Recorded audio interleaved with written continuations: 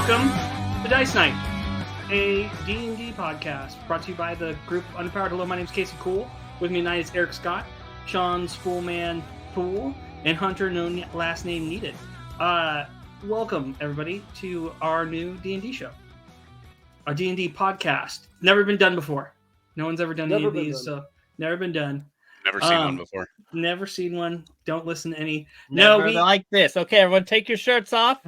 yeah. Oh no, it's not that kind of show. It's not that kind of show. No. So welcome. This is our first night. We're running a session 0, but we decided to start a podcast because of my love for D&D. We do a main podcast on this channel about video games, but Underpowered is really about all gaming, be it trading card games. Eric hosts a show about Pokemon trading cards. We have the standard show about video games, but we want to get focused more on tabletop games and my love for D&D. And the group came up with an awesome name of Dice Night because whenever we have it and we're excited to talk to each other, we call it Dice Night. Who's excited, boys? So I'm excited. I'm thrilled. I'm chugging my black tea right now, so I have all the caffeine. Yeah. Now we have a secret campaign that we run because it's not for the ears of others. It's our special time together, and we'll take breaks from that. That's where the shirts come off. That's where the shirts come off. Right. Yes. You missed that on take 1, everybody, which is my fault. But we want to run. I personally buy all the D&D books, or I get D&D books, and I was like, I can't wait to run these. But we have this homebrewed campaign that we started running for about a year and a half now, and we want to kind of mix it up because if someone gets busy or things going on, and we have a 4th member who couldn't be here with us tonight, but he will be Matt Meehee. He will be playing in this campaign, and he will be bringing the thunder. Great guy, we are going to focus on a module. One of the more popular ones that everyone starts after Christmas or the holiday season is Icewind Dale Rise of the Frost Maiden. And so we're going to be running a session 0 today. And in that session 0, it's just to teach people how you should hold a group, right? Because I think that's really important to D&D. The number one killer of D&D groups is what, Sean? Scheduling always kills D&D groups. And I also think some other red flags for D&D groups or when people start a group is there's no session 0 because then not everyone's on the same page. I think as a DM, it's your job to kind of lead and be point guard on that in a way. In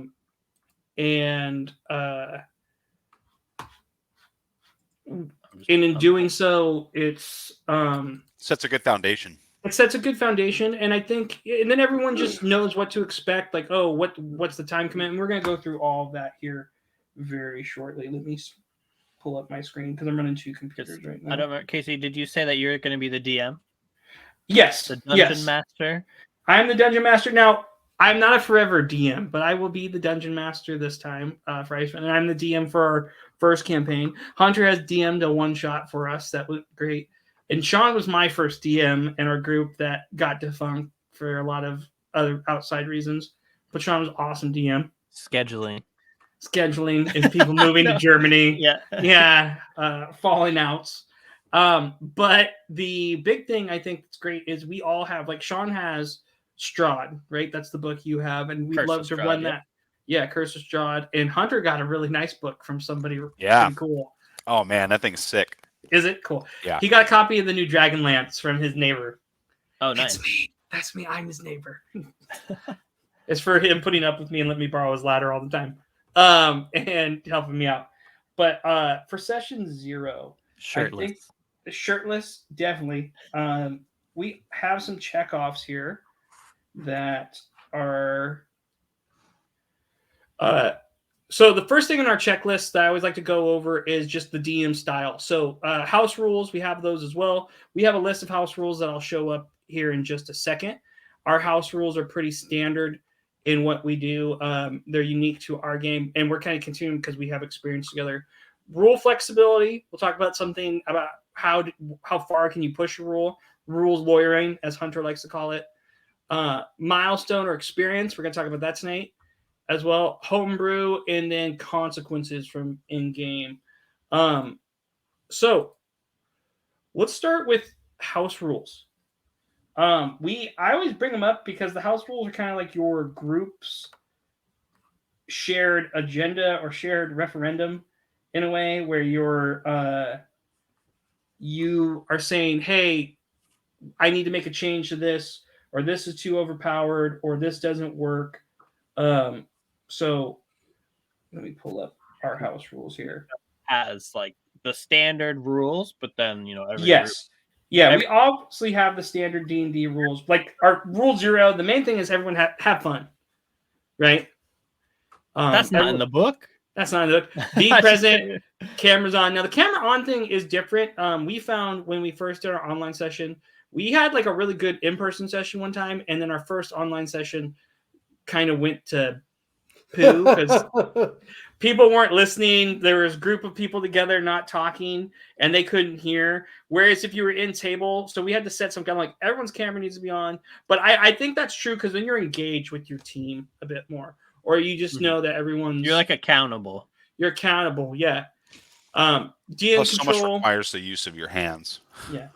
Well, and the other thing too is D&D is designed to be played, in your parents' basement with a group of friends. Yes. And we're doing it online together. So we have to kind of get as close to that as we possibly can. Yes. It's not even mom's basement, but it is. It's about being together, right? Right. Be your character, meaning like play like your character, don't play like you. And that's not an excuse to be like my character would do it.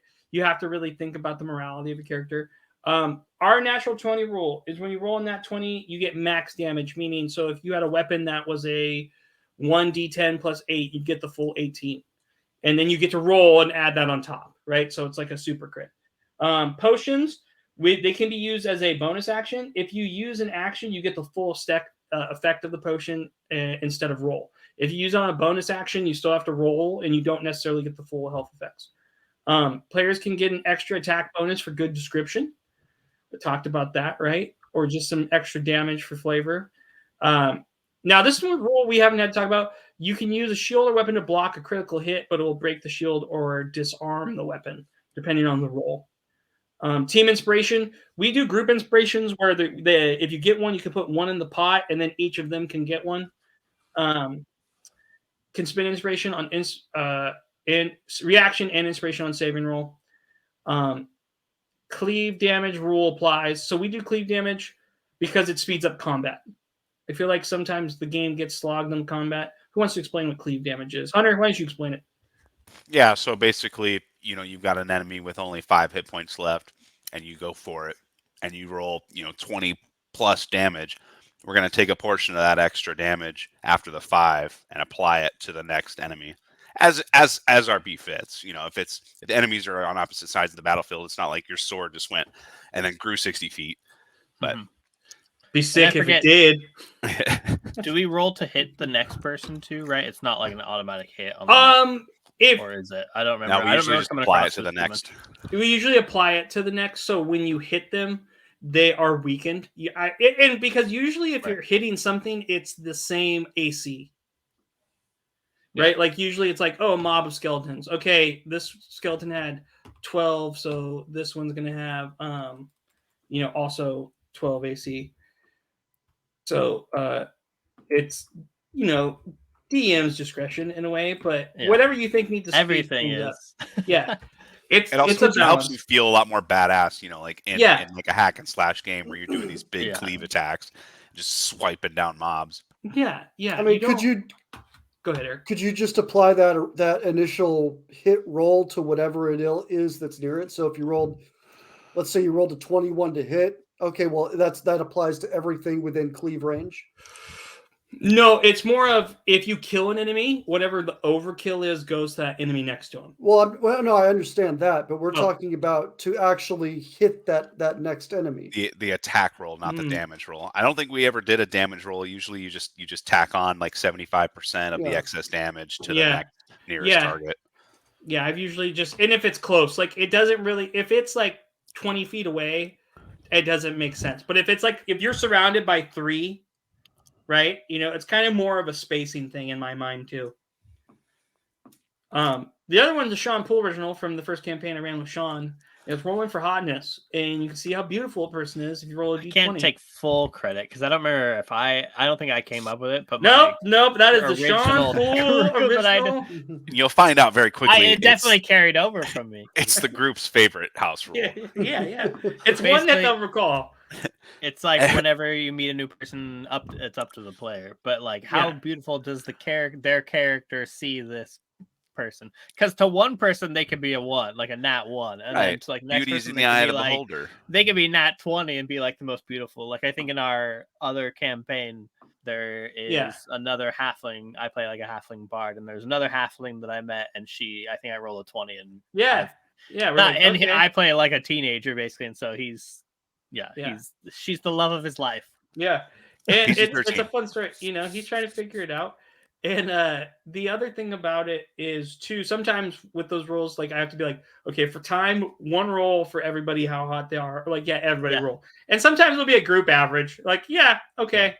And it's not every NPC. It's like usually when we meet some new person, that's either I think in the player's mind is either could be cute or could be like totally ugly. Because sometimes you don't want them to be hot, and then sometimes you get like this tentacle faced like whatever monster. You're like, she's beautiful. We tried to do this D&D podcast thing a long time ago, like when I was pretty green and DMing, and now I have more experience with it, but Sean was this turtle warlock, and we were fighting a green hag. And he rolled a nat 20 on how hot she was. And I was like, okay, now you have to listen. Like, you're seduced by her. I remember. It was like, it totally backfired her from everyone else. He's like, no. His name was Hieronymus, and he would have lost Ninja Turtle, and he used a whip. Yes, he did. He did the whip. That's actually really cool. I'm stealing that. It was a good. He was a Hexblade Warlock, I think, was his class. I had in my mind an arc where they go into 1989 New York and meet the Ninja Turtles. Like I had a whole thing in my head. I'm like, okay, and then eventually we're gonna get to here. And then finally recall roll. So sometimes because of life and depending, some people have a good group note taker. I'm a note taker. I always have been. And some people do it for their characters, and sometimes they forget stuff. I make a running doc. Or I'll just take stuff. One, as a DM, you should always be writing your stuff down. And I think when you're writing your stuff down, it's okay to give it to your players. But if they need a piece of information that I said you specifically need to remember it, I give them a chance for a recall roll, and they can use history or like some type of intellect-based thing to recall it. But that kind of gives the enforcement, like, hey, keep track of your stuff, right? Mm-hmm. That's the other thing too. The DM, you are babysitting, but not really, right? You're more in like you're giving them the pieces if you want to be successful, but that goes back to the idea of consequences, right? When we talked about that for session 0. So those are our house rules. Is there any changes, any amendments, anything anybody wants to add? So I wanted to ask about spell slots out of combat for. Great question, Eric.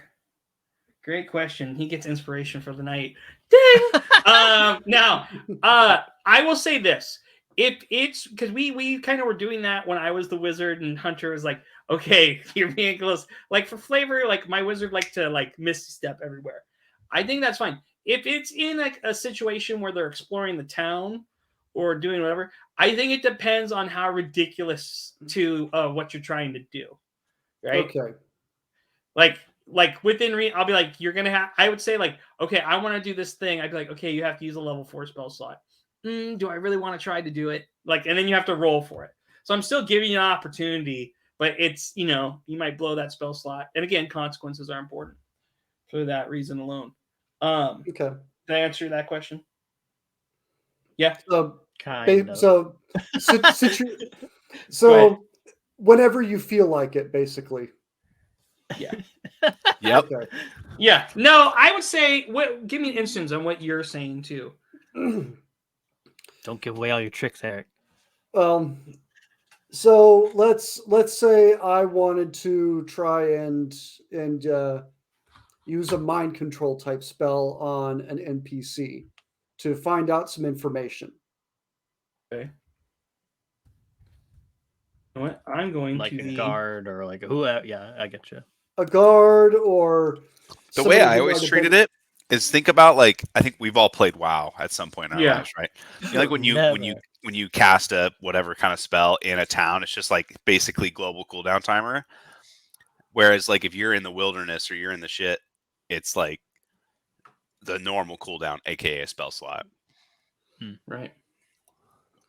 And I think If you a initiate spell combat, versus a spell cantrip slot. is a bit different too. Like if the cantrip, I'm trying to look in the player's handbook right now, my digital one, and see what it says.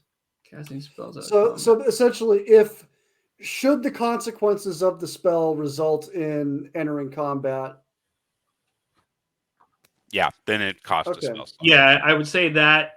Yeah, because most mind control spells, they're aware of it after, which would potentially put you in combat. Yeah, like here's Yeah. where it could be like broken, right? Like the spell Wish. If you wanted to cast Wish and just spam Wish can like resurrect people. It can cure. It does all sorts of crazy things. Yes. If you just It's like wanted a to use demon. that out of combat, a wish, you're using a spell slot on Wish, right? Like if the discretion was, there's also, so it goes back to when we were talking about let me get back to this guy right here. The idea of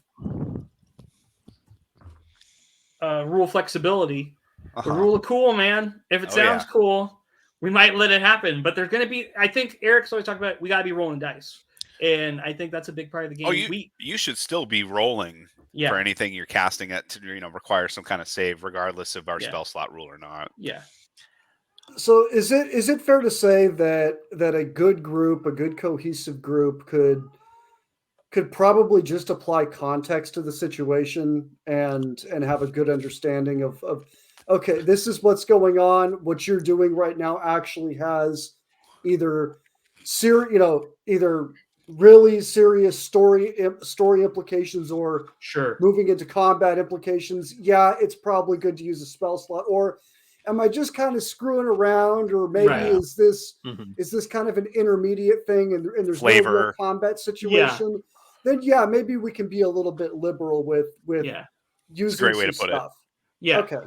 The thing about D&D is they even say it in the book, like these rules aren't like definite. I mean, there's some things that are, like the rules can be changed, right? They're a baseline, is what it is. They're baseline. Like, it's more of a suggestion.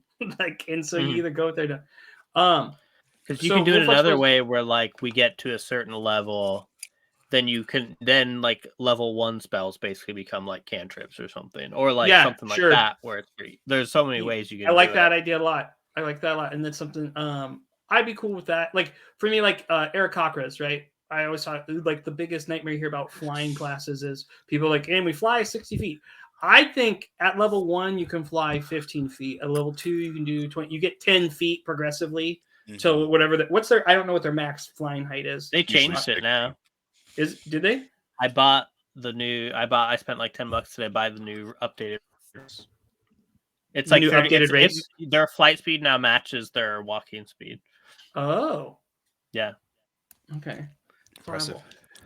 All right. Maybe while we're on the topic of spells though, we haven't done this before just because it's so casual, and I think I'm the only real proper spellcaster in the other campaign. But spell materials. That's kind of the balance for like Revivify costs a diamond worth $1,000. Right. Mm-hmm. Wish, I don't even know if you can cast Wish as a player. You have to have something that does it. You have to have a diamond. But yeah, basically, like those are the balance more than just spell slots. So for managing, I think what I was thinking about this, because I think in this campaign, because we were running something from them, Rime of the Frost, maybe right here. Ciao. I've been dying to run this since I got it. You will have to, as a spellcaster, make sure you go into town and like you don't have to tell me I'm buying a bat swing. You're buying spell components, and then we can just make a standard price for how much you need. So like I would say, okay, how many spell slots? Like, are you out this or that? So it might be like 10 gold, 15 gold. It could change depending on the session, inflation and such. But if you're not buying components or you're not prepared for components. I was thinking like a bag of components lasts you a session. So having like 2 or 3 bags of components is always a good thing, right? Yeah, and usually for lower level spells, you don't even need components, or Right. they're like, because you have a focus. Most, Right. like 99% of spellcasters are going to have a spell focus that eats that cost. But then, Yeah. there's when you get to higher level stuff, then it turns into like you need a 50 gold. I forget what it is. I think it's like components that are above 50 gold worth Yeah. or whatever. You have to actually have them. like Wish, yeah, and those like higher level spells will definitely enforce those rules, and then just buying a component spell bag of Arcana stuff that you need, right? It's like a potpourri. I feel like you're going to a potpourri shop and you're like, here's your magic mix. A cornucopia of random fruits and vegetables. Right. Yeah. Well, and actually, when we were talking about leveling and spell levels, we've always done milestone leveling, but I wanted to pose to the group: do we want to do milestone or do we want to do experience? I'm fine with either. It really ends up being the same. It's just Yeah. one is easier to track than the other. Yeah, milestone. Milestone is probably just the best. You have an idea of when we want to level up. There's no use trying to shoehorn experience into it. Yeah, here's a random encounter. Yeah, I don't. Right.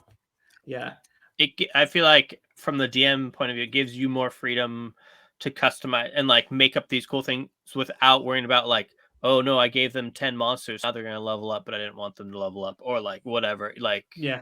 There's so many other things you have to worry about with experience. And some people like that real number crunchy, like super crunchy, and some people want a story. I'll probably be doing experience for the Dragonlance. No, for the for other your runes. Yeah. one. Yeah. Spoilers. No. Previews.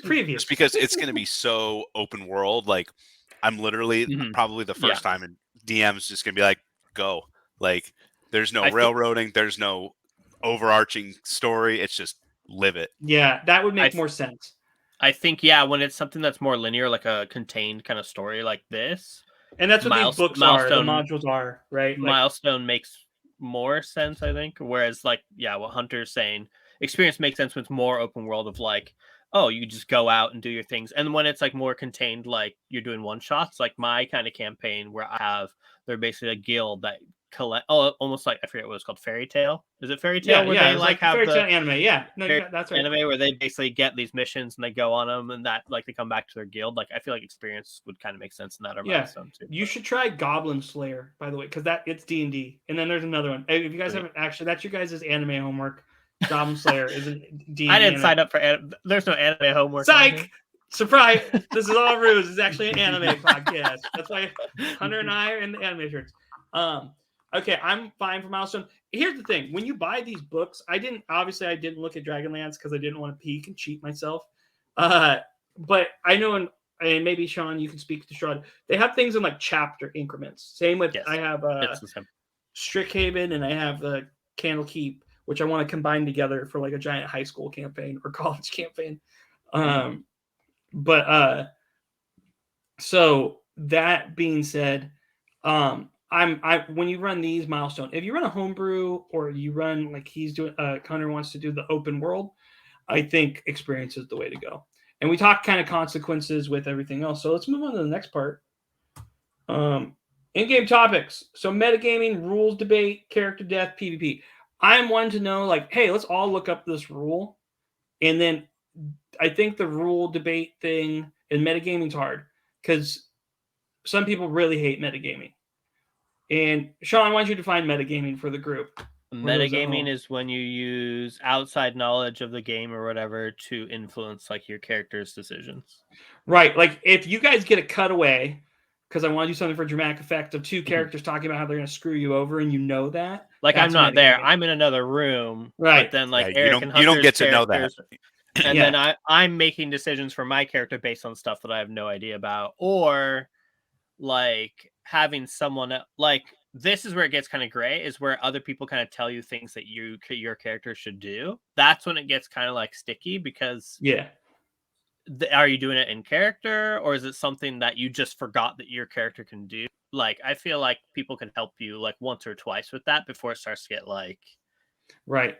Because especially in the beginning, you don't know all the things of your character you can do, and sometimes people will like, "Bro, you can stealth. You're a rogue. Yeah, why aren't you? Yeah, you can hide."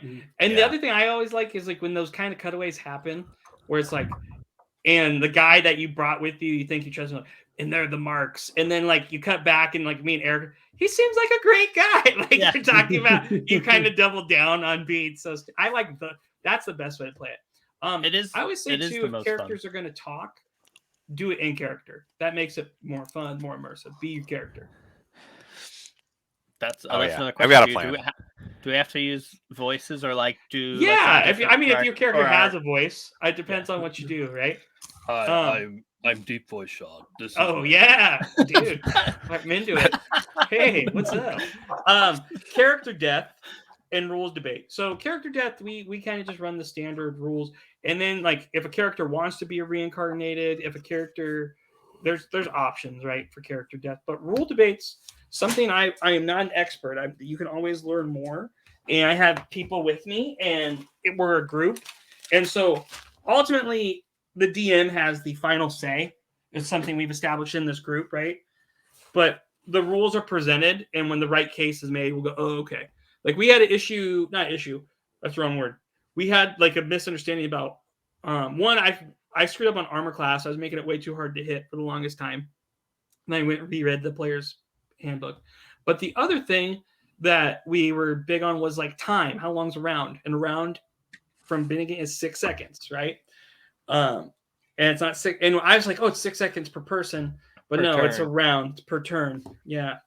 And then we've all gone through little things.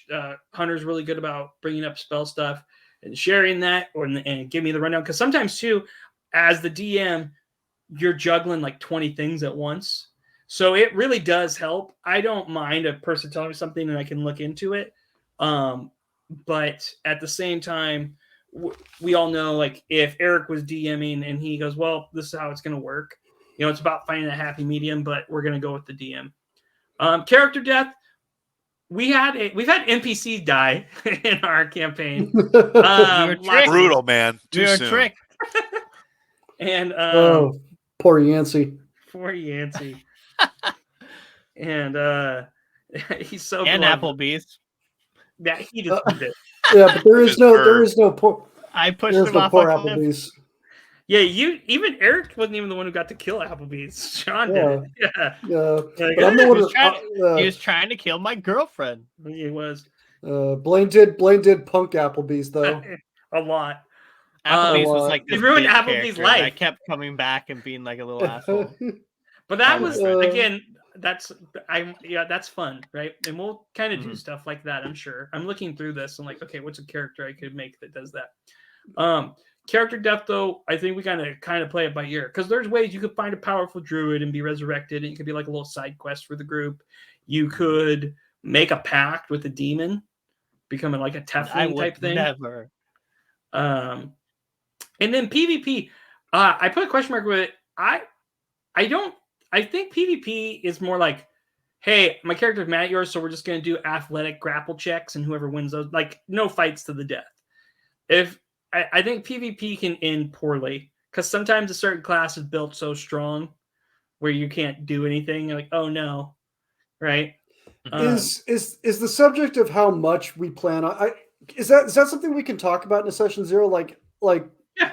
Like let's kind of set boundaries on PvP, like in general. Like, okay, guys, let's try to keep this thing on the rails and not kill each other. Yeah, I think that, it is a We're not, cohesive are team any of game. us? None of us are gonna. Well, like, kind of the question is, are any of us gonna be evil characters? And like, usually you don't, unless you have a explicit kind of like decision from the beginning. Usually, evil characters aren't allowed or don't make sense because evil characters innately are going to be backstabbing, like literally backstabbing, or like being like jerks to other people. Yeah, Unless and I they don't have want other to roll kind like that. I will say, like, one thing, rather than like actually fighting each other, I think a more common PvP thing that you would see is people stealing from each other. Yeah, Like, in a way, like, how much of that is allowed? Like, say someone gets some piece of loot that your character is like, ooh, I could use that. And maybe your character's not evil per se, but there might be like a thief or whatever that's just like, ooh, I want to collect every little tiny I trinket. think it could come back as the consequence. I think it goes back to that. Like, I steal from it.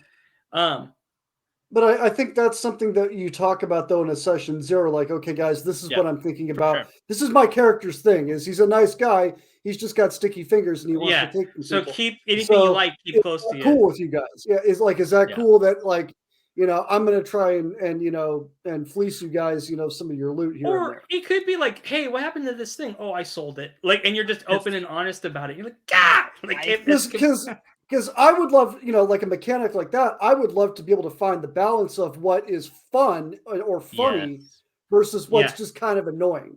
Yeah. Exactly, because And- if you go back to Rule 0, where it's like have fun, I think the main thing that it comes down to with PvP is like you want to make sure you're not infringing on other people having fun. Because like Yeah. if you're being a jerk and someone like I got this new bow and it's amazing, and then you're like yoink, I Stealing steal the the bow. bow and like, Yeah. whatever. It's You're like, being a jerk then, right? then you're being Yeah. a dick, or well, or- it's like are you stealing beer from my character's inventory? Though that's no big deal. Are you stealing stealing this really cool item? Well, then I might have an issue with that. But Right. Mhm. Right. or my character might have an issue. And with then that, I again, guess. the DM should be like, you're gonna try to steal that from them. Okay, you got to roll a nat 20, right? Like you got to make the or a DC, whatever, Mhm. And that, I think ahead. like for like PvP, like say two characters get in like a friendly kind of like let's take this outside or whatever. Like I think if you both kind of agree to it and you like fit again, probably like not to the death, but like Right, that's why I like, say you're gonna athletic fist stuff checks. or whatever. Yeah, because then it's like a fist then fight. it's if you fun or do- cool. Or, Yeah, or like a grappling match. Like all right, like drunk dudes at the bar in their youth. Well, I mean, could we have like different? I mean, that I think that actually lends to something fun. Like the two characters can stand there and debate. How do you want to settle this? Yeah, And instead that of could be a and thing. If they could say okay, combat to half health or something like that, or they could say no, we're going to have a wrestling match, or no, we're going to build a sandcastle. yeah. However you want to duel, like however you want to a do performance. it, That's what I was and a a use your performance, strength. and just work within the context of those different Yeah. categories. Yeah. And I think Creative. that's a more fun way to do it than than just Yeah. pull out our swords and try to kill each other. Right. The only way like a character wanting to kill each other would have to be some crazy story arc too, right? Yeah. Now essentials. Now usually essentials for in person is like the snack person. Be the snack chef. Be snack guy. Whoever brings snacks are always the best guy. All right. Oh, But man. the thing for our session 0 is how often do we plan on playing? How long will we be playing? The type of game. And we'll talk about the type of game when we go into theme here. But how often we play? We try to play twice a month, I'd say regularly. Like a really great month, we sneak in 3, right? Mhm. And we play from, if I'm on my schedule right, 7:30 to like 10:30 or 11ish. So 3 hours to 3.5 hours. It depends on the group that night. 8, 9, 10, yeah. And we plan on putting these podcasts out in episodes. So if you watch the live show on Twitch, Underpowered TV, you can watch the full thing or on our YouTube. But if you listen, they're going to be in 2-part increments. And the YouTube will probably be in. So actually, if you just want to watch the whole thing live, just come to Twitch. That'd probably be the way. I just made that call. You opened this up with snacks. I will say 2 things that are very important. Snacks is one of them. Like this is this last year and a half is my first year of getting into D&D, and the longevity of these long sessions, I struggled with them. And honestly, snacks are really important. Snacks are key to staying ahead of that and staying with it. Hunter started his snacks off early. Yeah.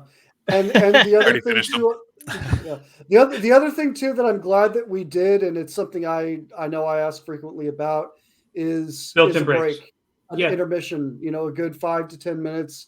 Not just go to the bathroom and then sit back down. Stand up, stretch your legs. Yeah. Because again, if we were playing at a table, people could get up and move around and be like thinking and stretching. Right.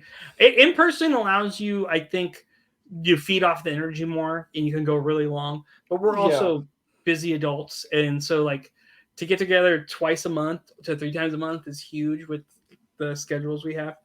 And so we're just happy to do it. One thing. Can everyone look over Casey's shoulder right now? See my dog, how she at sleeps. Millie. his dog is just sleeping She's Sleeping like down. Snoopy, like Snoopy. Yeah. That's her bed. I don't. So we quit using the crate. She only sleeps on the bed now. Nice. She hates the crate, and I was like, all right, I'm just gonna try it. And she doesn't destroy it. She's perfectly happy. So my wife's like, you gave our dog a bed. I go, yes, that's correct. You gave her next her one. own room. It is. That's It her is room. Millie's room. Yeah, that's Yeah. her safe space. She'll go in here when she's like, I'm bored of everybody. And I'm like, where the hell's the dog? And I'll come down. I'm like, oh, hey. She looks up at me like I'm napping.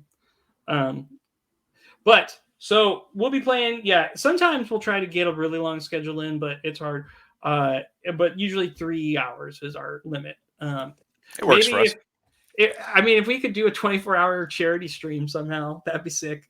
24 no. hours of D. No. No way. Eric No. barely makes the 3 hours. Three. I would say those nights where we push it to 4 hours. After 4 hours, I'm no longer. I might physically be here. It's all just. Yeah, I feel like. Do you think if it was during the midday though, it'd be different? Like you'd have more.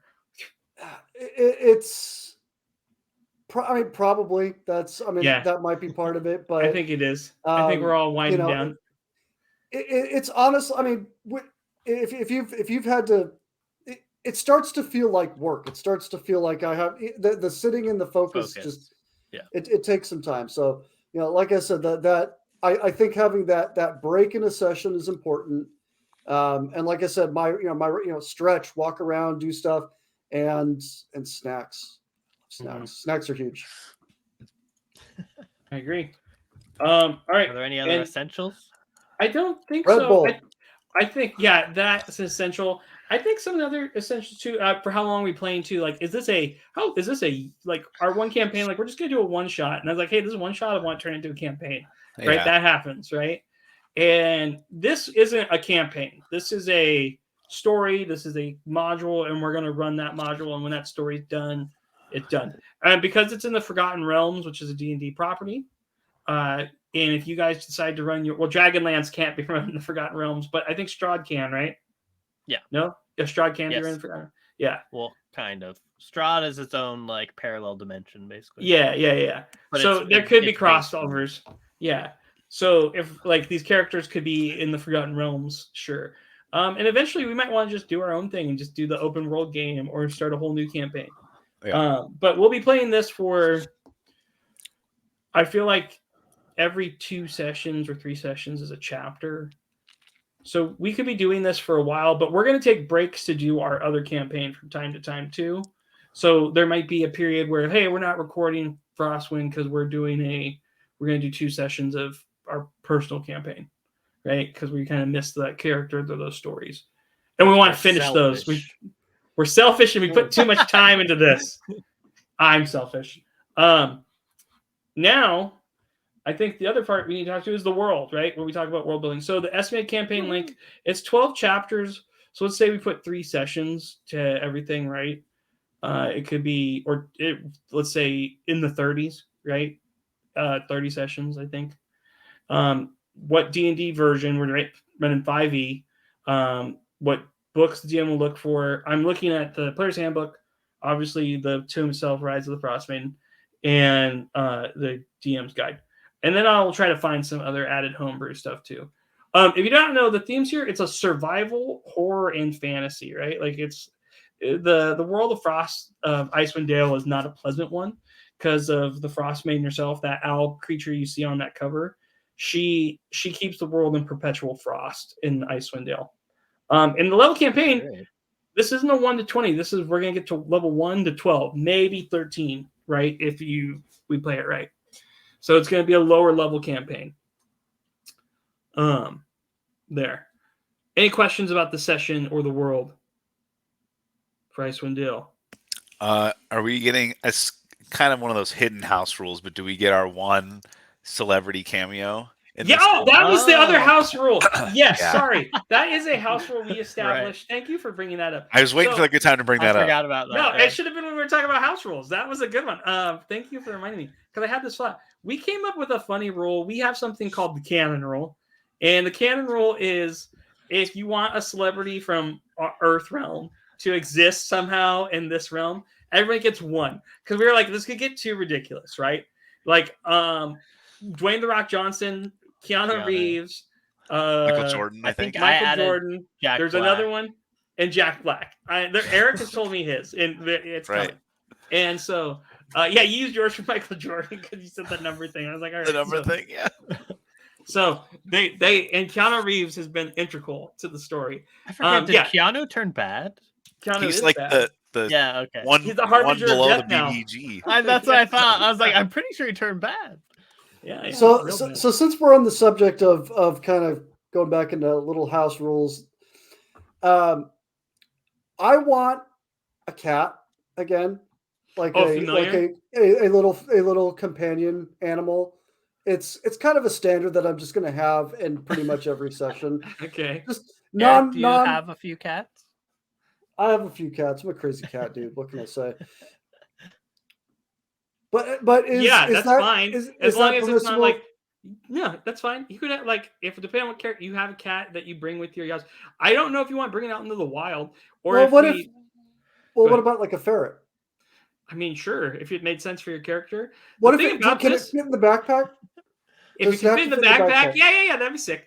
But here's the thing: Okay. travel's important in Icewind Dale. So something you do need to know is sled dogs. There's this creature called an axebeak, which is a giant ostrich type bird with a beak. You use those to travel on. So we're gonna roll for gold tonight, and then during your off sessions, you're gonna tell me what your way of travel is. So you might have a couple sled dogs. You might have this. You might, and like Hunter, if I know what character you're going to do, we could work something out where that's pulling the sled for you. Was my thought. That'd be So hilarious. I know, right? I think. Well, here's the thing: the more dogs you have, the faster your sled. To a certain point, I think 100 chihuahuas. five sled dogs. You said the more dogs. You didn't say Sorry, sled dog. 100 chihuahuas that would die Huskies. instantly from the frozen cold. Malamutes. For that.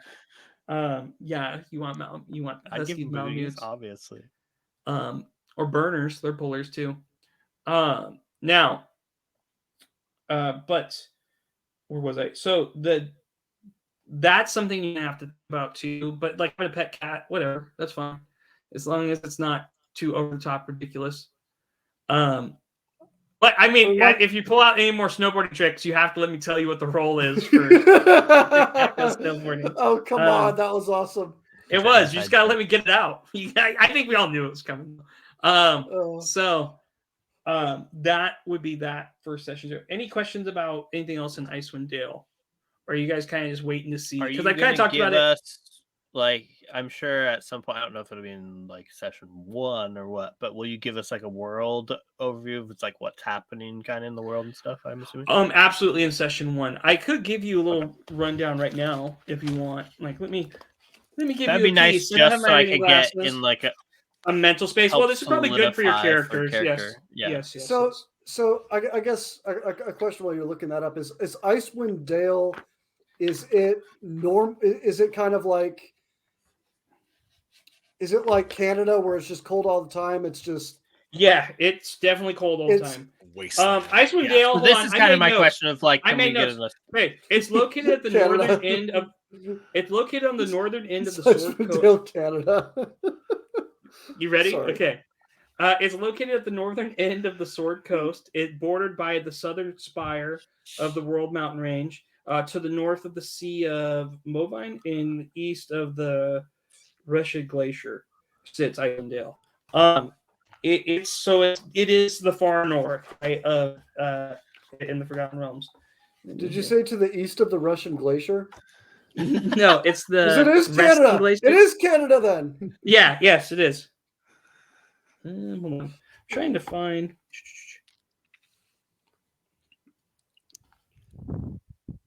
Oh, that's a big piece of lore. I don't think I need to read that to you necessarily. This is like about the reckoning. I could, but there is a soft opening that I had marked, and actually, page 22. That's what it was. Thank you. I made notes, and I should follow them. Okay, so Icewind Dale has become trapped in perpetual winter. Ferocious blizzards make the mountains pass through the spine of the world exceeding treacherous. And this land has not felt the warmth of the sun in over 2 years. In fact, the sun no longer appears above the mountains, not even in what should be the height of summer. In this frozen tundra, darkness and bitter cold reign as king and queen. Most Dale residents blame Oro, the Frost Maiden, the god of winter's wrath. The shimmering aura that weaves across the sky each night is said to be her doing, a potent spell that keeps the sun at bay. Dale folk live in the scattering of settlements known as 10 towns. They drop off in caravans coming from the south and travel between settlements, and this never-ending winter has left everyone feeling isolated. Although each town has resolved to appease the frost maiden with sacrifice of one kind or another, no respite from winter's furies seem forthcoming. For adventurers such as yourself, 10 towns is a place to test one's mettle, and in the spirit of heroes who have come before, leave one's mark on this frigid, blighted land. The other thing about this too, I've said when you make your character, this is a place where, to me, when I read about it, people are stuck there, they're hiding there, or they're forced to be there. They're they're doing something there. Did that paint a better picture? Doesn't If sound you like guys a destination place. Yeah. I mean, there's some people that are born stuck there, and we'll talk more about that when we get into the character creation, which I guess we're kind of moving in now. We talked about character backgrounds in the past, and for character creation, we're going to talk about what we're playing, what these guys are playing. I got to play all the monsters, the backgrounds and stats.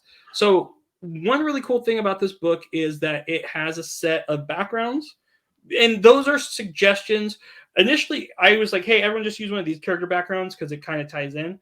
But then Eric brought up the point, like, I just never gotten to make a character that I fully control. And I was kind of like, well, what does it matter? And I go, I guess that, you know what, it needs to be fun for everybody so we can make it work.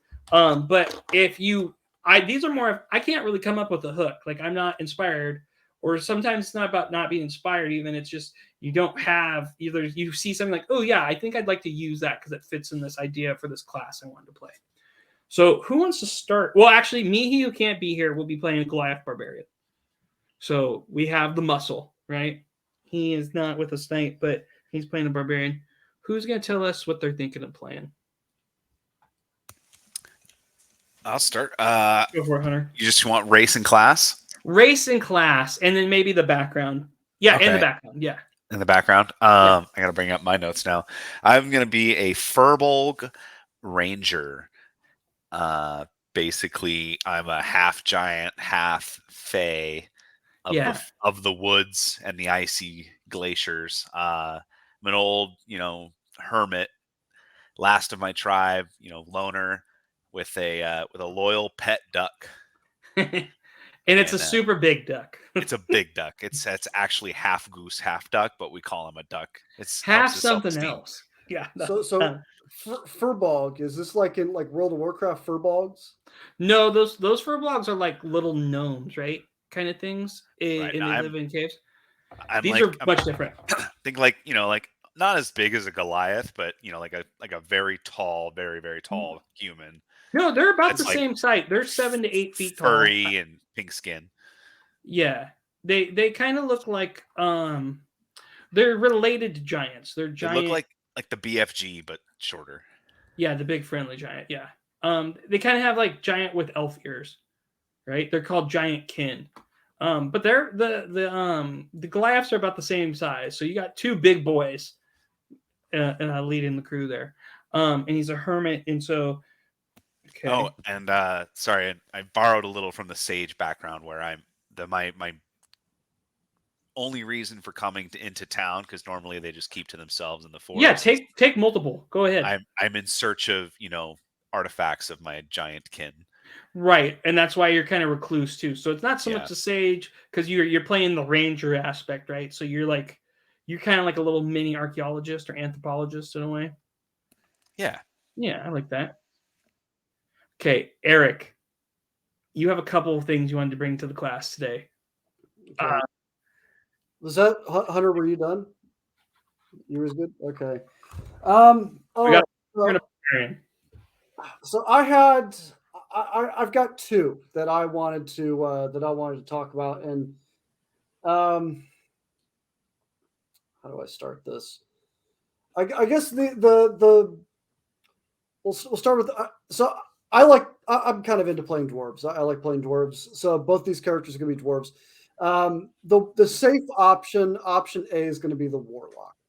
And I had so much fun in our last one shot with the Great Old One Warlock that I want to do it again. So I have a dwarf a dwarf. Is Warlock. Right way to say it? Warlock. And Because you could change, right? Because you don't have your subclass yet because you're level 1. But you want to go to the old god subclass. That's the subclass that I want to play. That's the basis. Yeah, and I guess we could talk about subclass too. So Hunter, you were leaning towards Beastmaster. Beastmaster, right? yeah. Right. Yeah. And him and I were talking about Josh's change to Beastmaster. Yeah. And way better now. Beastmasters. Yeah. Well, when I showed you that Beast of the Sky. Yeah. Yeah.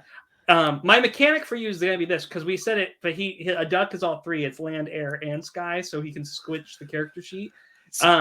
I was actually going to say, like, if you catch a bear, like if you meet an animal you like and you want to make that your representative for, so like, wow, you could like, I'm taking out this animal today. I'm going to use my land one versus my air one. You could do that too. So that's something we could talk about as a mechanic in game. I think that'd be fun. So Eric, the Warlock, old god. So the basis of this character is he's been in Icewind Dale for about a decade, and he is isolated to running this store that sells nothing. And what this store does is it influences weak-minded people to come in. They open the store, and whatever it is that they want, whatever it is that they are looking for, the Warlock creates this illusion for them upon entering the store. So they look around, and the Warlock, what he's actually doing is he's feeding information to his old god, to his patron. That's what he's doing. So it might not be he's not necessarily stealing like memories in terms of like, they're gonna, I forgot all about this event. He's stealing like specific knowledge. Like maybe this person has specific knowledge of a very specific event that happened, and they forget like a person's name, or they forget a face or something like that. And so that's the information that the Great Old One takes. So the Warlock just he lures in these weak-minded people, and that's kind of been his purpose in Icewind Dale. So that's roughly what's going on with him there. Now, the character that is character B, that's going to be a bit of a risky character. The Warlock wasn't risky? I don't think so. No. Oh, I'm so excited.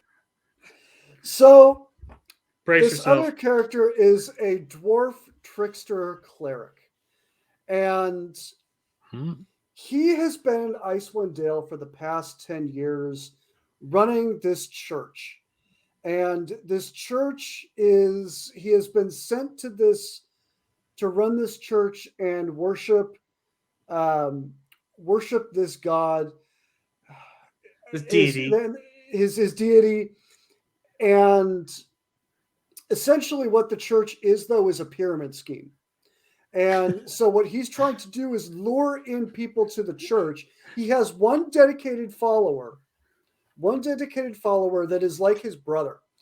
And so, but what they actually do out of this church is they so Eric, if you do this character really quick, it'll be a tabaxi and it'll count as your cat. You'll just have a, you'll have a.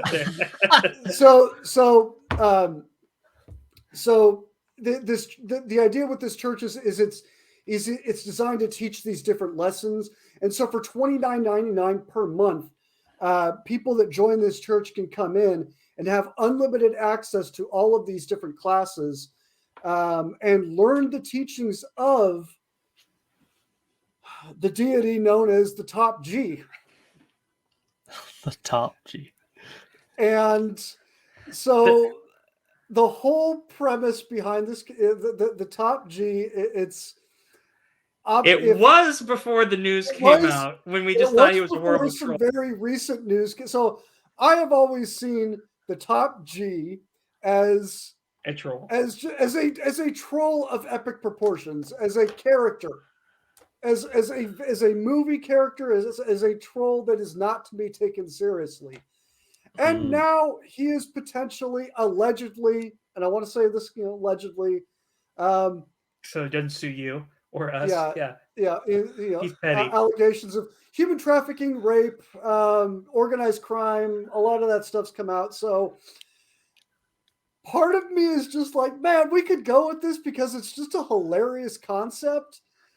But at the same time, I don't think I want to touch that. Now, the other thing was too, the character was questioning the church, right? That was the other thing. Like, it was going to be this whole thing of, let's bring that back. He's not like super in on it. So the dwarf cleric, this whole time, he's been 10 years, only one follower. He's done with this religion. He's over it. He's barely hanging on. He's questioning it, and it's very much like Butters from South Park, kind of a perspective on this thing. Like, he's just ready. Okay. He's looking for his way out, but somehow within this adventure, a little bit of a spark comes to this church, and it's kind of getting going a little bit. So he's kind of, it's wow, after 10 years, I've got some interest, but I'm so done because this is so ridiculous.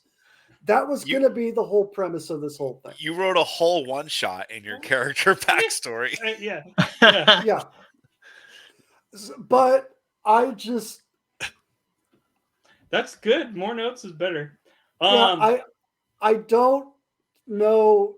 I think I want to open it up to the group because Go I ahead, love Sean, I love Hunter. I think we could use the cleric, but I like the warlock's background. I like the warlock. It seems fun that you try to convince people to buy stuff and then you get points with your old god. Yeah. I also think you could use the cleric and just not make it the top G. It's still a cleric in a pyramid scheme because trickery domain, it still works and it's still funny. And if you just go full Butters and be like, golly geez. See, the thing is, though, the whole idea of it being a parody of itself. Sure. Here's the thing. I would have been the one being Andrew Tate. It would have been you. Hold on. It's winning me in the heart. Yeah. The top G. All right. Well, I mean, should we do what the great reveal was going to be, though? You already did. You said the top G. Oh, yeah, but and he was going to be a gnome. That was going to be the other joke. And he was going to be like, we were going to Wizard of Oz it. So, he was like a powerful deity with his scrying stone. Especially if you're streaming it and using it for content. You have to think about it from out of context. Like, a lot of people are people will see clips or episodes out of context and might. Yeah. Unless they follow along the whole time, they might take it very easily out of context. That's why we're like, Yeah. I want to know what Hunter's thoughts were. Oh no, it was impressive. Like, you basically, I'm serious. Like, you just wrote like a whole one shot. Like, we could do that campaign. Like, we all join your church and pay $29.99, and you're like, that was the other shtick. Like, you guys would just he'd keep harassing you. He's like, I'll heal you for $29.99. There's all these shticks. Is this a thing with D&D groups where maybe they come up with a group character? That's what this Zero is. The corrupt cleric pyramid scheme character might be better suited for a different campaign down the road. Like his own campaign. That's the campaign. I'm serious. Like, that's the beginning. We have to fight. We have to fight the top G. Yeah. No one's ever done it before. That might work in the RuneScape. And then by the RuneScape one, we'll know about old top G. Maybe the dust will have settled. So is the warlock acceptable then? Yeah. What old god are you thinking? Have you decided on that? You're still I'm still working on that because I still have my canon character up in the air. Okay. And I like the idea of an old god being that mysterious Cthulhu, you like the Kraken one looked cool too.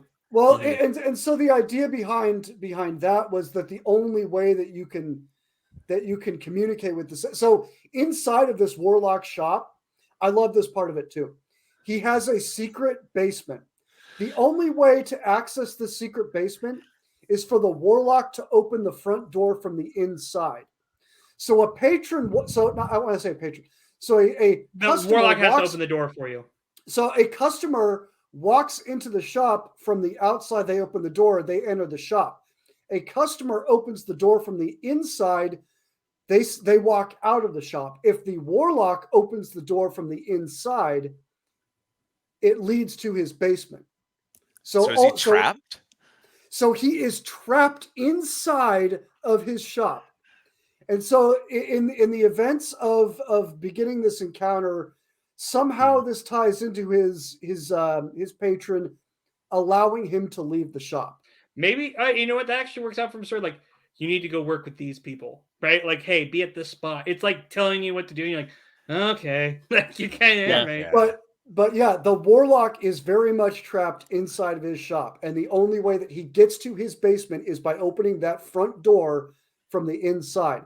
Inside of that basement is another secret room where he has some kind of device that, some kind of like seeing eye stone, some kind of relic or something that allows him to have some off-plane sort of communication or allow. You don't want to talk to your god directly, right? You no, told me no. There's he does not, the old one does not exist on that plane. So it's a way of communicating to this patron off plane is this device. And like I said, some kind of seeing eye stone, doesn't have to be anything fancy. It's just some kind of, relic stone. An iPad.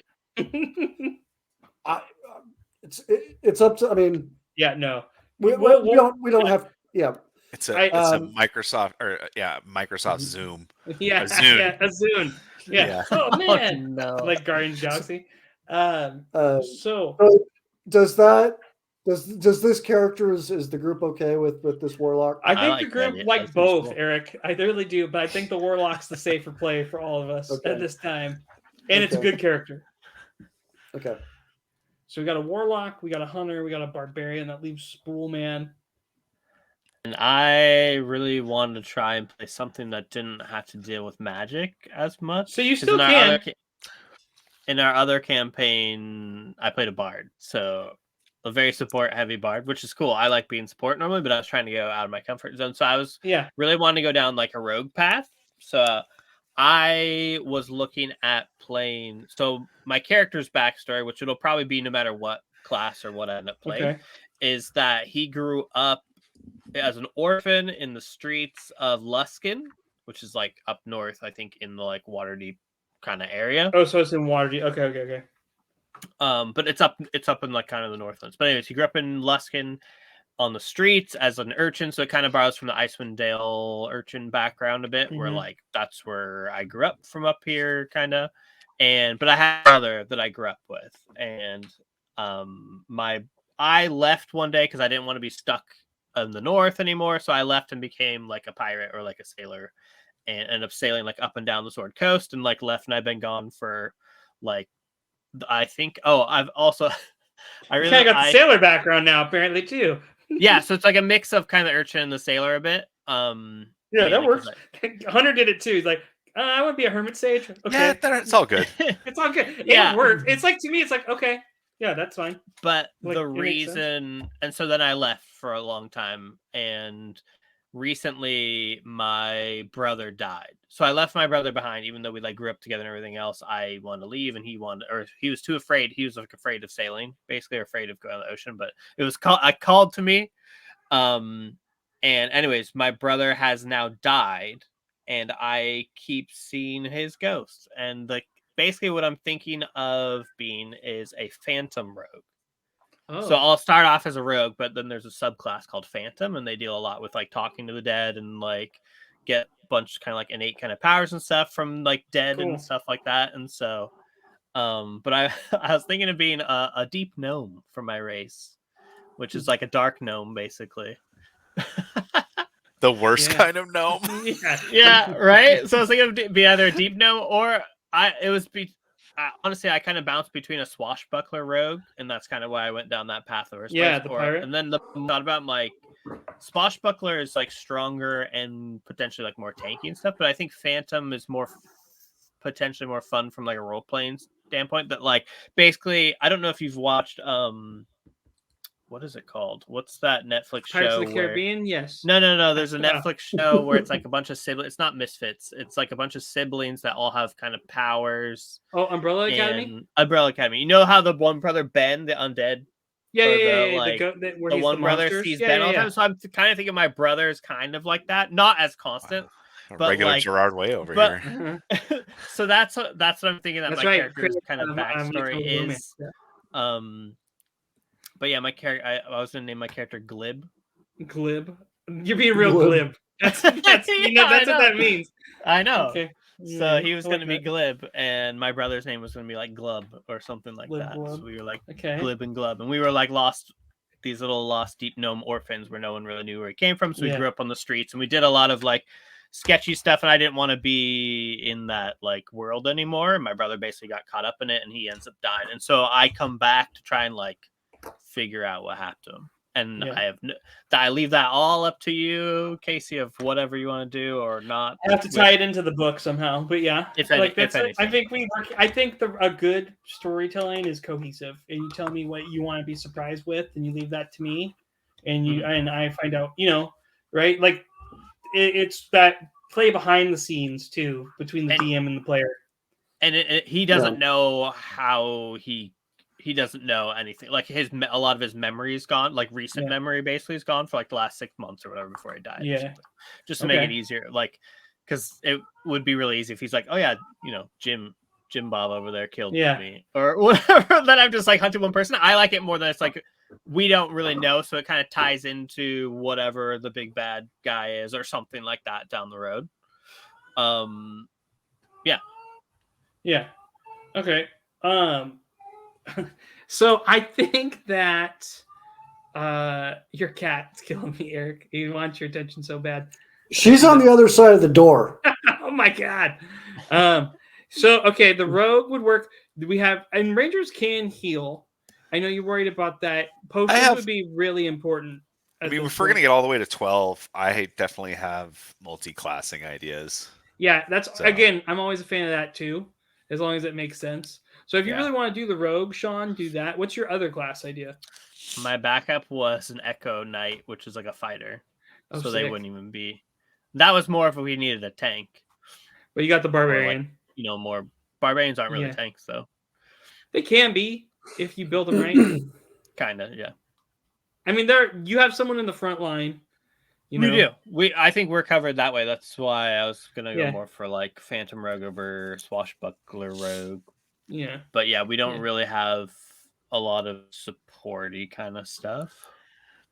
We don't need it. Survival. Again, Horror. you guys could meet. You could meet an NPC, or I was going Live on the edge, man. Yeah, live on the edge. Well, yeah, should but plan also- accordingly. The way that our house rules work with like it's easy to use like health pots or stuff like Yeah. that. Yeah. Like I said, that it encourages it, right? So it can be Yeah. any group. And I mean, like you could go get a tattoo and learn a spell, right? Oh, right. There's that kind of stuff. Like there's ways around it. Like There's like "Ah." for anyone that doesn't know, there's like a magical like item or like a magic Yeah. whatever thing that lets you do that. Yeah. You could go do that. We could work around it, and everybody could get something like that too. I'm all for that. Now the other thing is secret time, and we haven't got to roll any dice tonight. So here's what I got. You guys have your personal dice on you right now. You guys have 2 d8s. I got I need- some I do. 2d8s. 2 d8s, please. Hold on, I have I've a D8 that I can I roll have one twice. d8 that I can roll twice. Yeah, Yeah. I I've know been you guys so you have invested. multiple sets. I do, but I don't have them available. So another thing about Icewind Dale and your characters is there's something called secrets. And this book has built-in secrets for secret time. And I numbered them straight up 1 through 16. And depending on what you roll later tonight, when you start placing your stats, I'm going to text you a picture of your secret. And that's something you have to apply to your character story. So this is a little added thing, the character secret. So this is just like a bonus flavor. So Kinda if somebody, fun. if we roll the same thing, someone needs to roll again because they'll know each other's secret. Or you could tell me what your first roll was. And I would just take that number. So, okay. Who wants to tell me their roles here? 12. So we're rolling 2d8s. And you tell me that. Eric? 11. Perfect. If you got a 10 or a 13, Sean. I got a 12. Oh, Ooh. see? Wait, what did you roll? A 5 I and a got 7? 5 or- and a 7. And then you got a... I got a 4 and an 8. Okay. So... 5, 7, 40. Okay, what do you want? The 4 or the 8? I'll take the 8. Okay. And Sean? 5 I or will 7? take the 5. Okay, there we go. And then I'll have Meech roll one either. See, there we go. That worked out.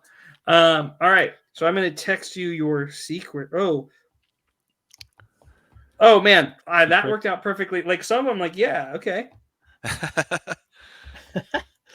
The story writes itself. yeah, all right. The dice, they know. The dice know. I do know. Actually, this is really sick. Awesome. Just accidentally lead yourself into that. Yeah, That's, right. that's actually one of the best feelings I feel like when you're DMing Oh, yeah. too. Like no matter what it is, when stuff falls into place and you're like, I didn't plan that, and that is amazing. The dice do tell. They're You the live most and die. poetic that I- You live and yeah. die Yeah. by the dice. I'm just reading them because they're so cool. Okay. Awesome. So I'll text you guys those later. So we have a Discord, and if you're interested in ever coming on our Discord, it's in the description below for our video game podcast. But the guys are gonna roll stats in Discord right now. And did you guys ever find that giant server command? Yeah, Yeah, you it's can just just- type. Exclamation point roll stats. Oh, there Yeah. you go. So I'm gonna let you guys do this. I'm trying to figure out like how hardcore I want to be. You can roll twice, but if you don't like your first one, you have to take the second one. Ugh. Oh, Okay. you're talking about the whole array. You can roll twice. Mhm. You can roll the whole array twice, Oh. and you But can. you have to but take the second one. you have to take the second one. So you gotta look at your first one and be like, Oh, "Do I okay. like it?" Okay, so it's like if you get one group that's like 5/8 or something, and you're like, I really want to reroll that. Yeah. Basically, For And you anyone might be listening that happy- doesn't know, 10 is an average human competency in whatever skill it is. Below that, you're below average. Usually, you don't want that in D&D. You want everything like way above 10 if you can get it. Yeah. So We who's doing gonna roll first? Oh, Sean already rolled. No, that that's was the old one. that was when we Oh. were testing. That's a re-roll. You got Oh 39. no, you got That would be 39. 3 below average stats. Stats are like intelligence, Terrible. wisdom, strength, I dexterity, mean, as a hunter, you constitution, don't, charisma. Oh my god. You know what? I got Oh, no. there's a 16 and a 14 in there. I can't Yeah. be complaining. Yeah. And two Yikes. Yikes. I'm afraid. I'm Okay. afraid now. Yep. Good luck, boys. Roll Good. stat. Good. That's Look at a his total. 5 and a Look 7. at his total. Look at his total. I know. Nice. 69. And then there's an 18. It's an 18, a 16, a 14, which are all pretty good. But then Yeah, 9, dude. 7, and a Here's the 5. thing. It's okay to be bad at some stuff. It makes for funny moments, and you can Okay, build but stuff. bad. better. Dump stat We only int. want- Hey guys. We only want like 1 or 2 dump stats. Oh. There you go. Good. That's a That's- great average That's a lot character. better. Yep. I want All right. 1 dump stat though. Eric, your stats. Oh man. I already know it's gonna be 80. Yep. 82. It's so stupid. Don't reroll. Stupid luck. Take All it. right. That's That's good. Pretty decent. Good. Yeah. All right. 15, 14, 10, 16, Cool. 16, 11. That warlock's a god. Jesus. Okay, yeah, the warlock is gonna work for sure.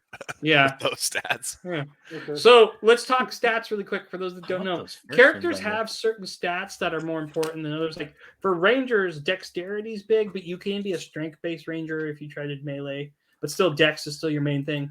So dex and then wisdom. 'cause- Wisdom. Yeah. And then for the rogue, it's dex and then maybe constitution. A little bit of charisma. Yeah. Yeah, Dex is definitely their main one. Yeah. It's like Dex, and then I'm trying to think. Oh, charisma. Yeah, because usually I don't know how much of a Their face, face we character. really have. The Eric's warlock, kind it's of a is. charisma. It's a charisma His- class. Well, yeah, that doesn't mean he's a face necessarily. Yeah, Like, true. it depends on how he wants to like play the character. But I know he's going to be constantly bringing people, like trying to seduce people into his, store, his world.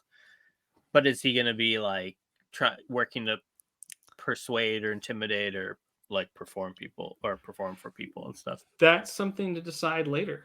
But that I think is a great way to end. And so how every session should truly end is figuring out when you're going to play and meet. So we try to do 2 weeks in advance just to see. And I threw out the date to the group today in our group text, the 13th. How's the 13th of January sound, everybody? It's good on me. Friday the 13th? Yeah, baby.